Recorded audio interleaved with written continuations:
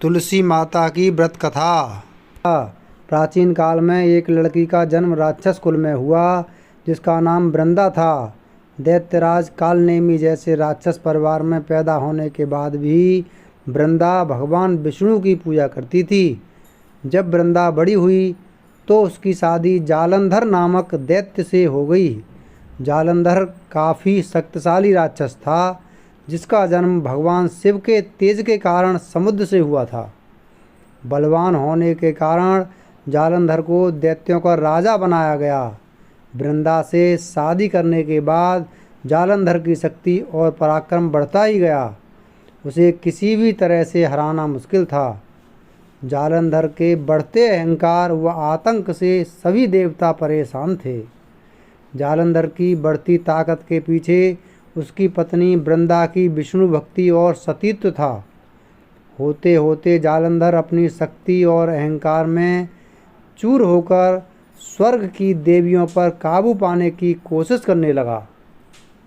इसी दौरान एक बार उसने माता लक्ष्मी को पाने का प्रयास किया, परंतु समुद्र से जन्म लेने के कारण माता लक्ष्मी ने उसे अपना भाई बना लिया।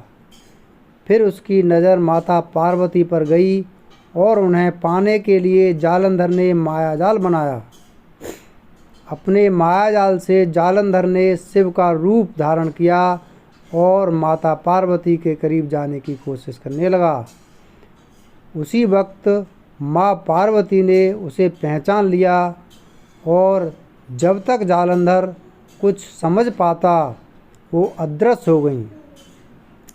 जालंधर के इस व्यवहार से पार्वती जी को काफ़ी गुस्सा आया और इस पूरी घटना के बारे में उन्होंने भगवान विष्णु को बताया।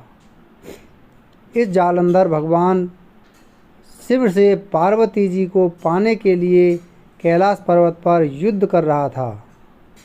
तभी भगवान विष्णु ने जालंधर को सबक सिखाने की ठानी। सभी को पता था कि जालंधर अपनी पत्नी के पूजा पाठ और सतीत्व की वजह से अजेय हुआ है। ऐसे में भगवान विष्णु ने जालंधर को हराने के लिए उसकी पत्नी का पतिव्रत धर्म भंग करने के लिए मायावी चाल चली। भगवान विष्णु एक साधु का रूप धारण करके वृंदा से वन में मिलने पहुँचे। उनके साथ दो मायावी राक्षस भी थे जिन्हें देखते ही वृंदा डर गई। तभी भगवान विष्णु ने उन दोनों राक्षसों का वृंदा के सामने ही वध कर दिया। वृंदा ये देखकर समझ गई ये कोई आम व्यक्ति नहीं है। उसी पल वृंदा ने साधु से अपने पति के बारे में पूछा। साधु बने भगवान ने अपनी माया शक्ति से दो बंदर प्रकट किए। दोनों बंदरों के हाथों में जालंधर का सिर व धड़ था। ये देखते ही वृंदा बेहोश हो गई। कुछ समय बाद होश में आने पर वो साधु से अपने पति को दोबारा जिंदा करने की प्रार्थना करने लगी। वृंदा की विनती सुन उसकी आंखों के सामने साधु ने अपनी माया से जालंधर के कटे हुए शरीर के हिस्सों को जोड़ दिया और स्वयं उस शरीर में समा गए। वृंदा को जरा सा भी अंदाज नहीं था कि उसके साथ ऐसा छल किया गया है। जालंधर का रूप धारण किए विष्णु जी को वृंदा अपना पति समझकर रहने लगी। वृंदा के ऐसा करने से उसका सतीत्व भंग हो गया, जिसके बाद जालंधर कैलाश पर्वत में युद्ध हार गया। जब वृंदा को यह सच पता चला तो उसने गुस्से में विष्णु भगवान को पत्थर बनने का श्राप दे दिया। इस घटना के बाद वृंदा स्वयं सती हो गई। जिस स्थान पर वह भस्म हुई वहाँ तुलसी का पौधा प्रकट हुआ।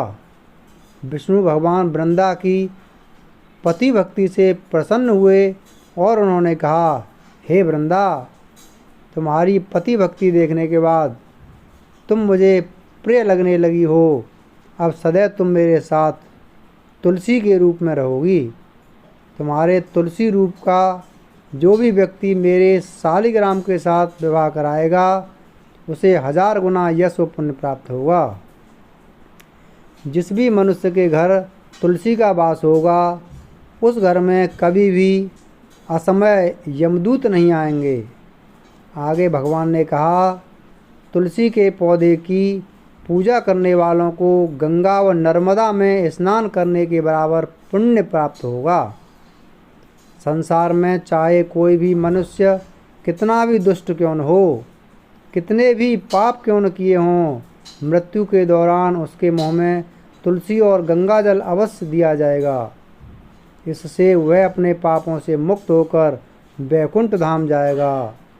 इसके अलावा जो व्यक्ति तुलसी व आंवला के पेड़ की छाया में पितरों का श्राद्ध करेगा, उसके पितरों को मोक्ष मिलेगा।